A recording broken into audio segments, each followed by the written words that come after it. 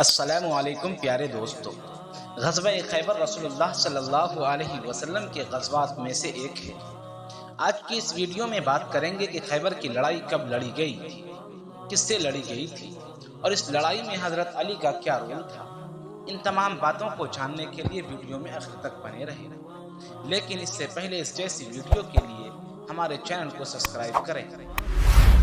پیارے دوستو، غزوہ خیبر سن 7 ہجری میں خیبر کے علاقے میں پیش آیا۔ خیبر آج مدینہ سے 165 کلومیٹر شمال کے جانب شام کی طرف جانے والی سڑک شاہراہ تبوک پر واقع ہے۔ جب مدینہ سے جلا وطن کیے جانے والے یہود نے خیبر کے یہودیوں کے ساتھ مل کر مسلمانوں پر کئی حملے کیے، طرح طرح سے سازشیں کی، جس کے نتیجے میں کئی یہود مارے بھی گئے، لیکن اس کے بعد بھی یہود سکون سے نہیں بیٹھے تھے اور وہ مدینہ منورہ پر حملہ کا پلان بنانے لگے اور قبیلہ غطفان کو بھی شامل کر لیا۔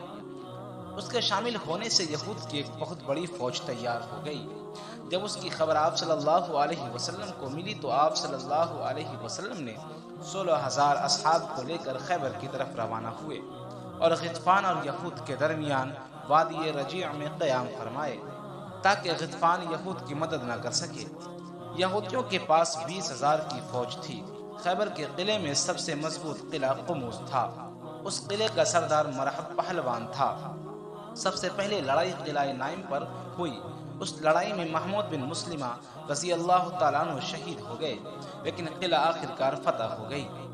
خیبر کے دوسرے قلعہ بھی بہت آسانی سے فتح ہو گئی، لیکن قموس قلعہ کو فتح کرنے میں کافی دشواری پیش آ رہی تھی۔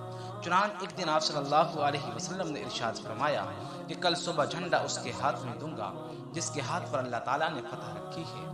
پوری رات صحابہ کرام منتظر رہے اور یہ اس انتظار میں تھے کہ نہ جانے کل جھنڈا کس کے ہاتھ میں ہوگا۔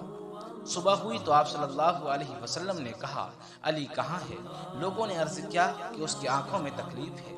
آپ صلی اللہ علیہ وسلم نے انہیں بلوایا اور آپ صلی اللہ علیہ وسلم نے انہیں بلوایا اور اس کی آنکھوں میں اپنا لعاب دہن لگا کر دعائیں فرمائی تو وہ فوراً صحیح ہو گئے۔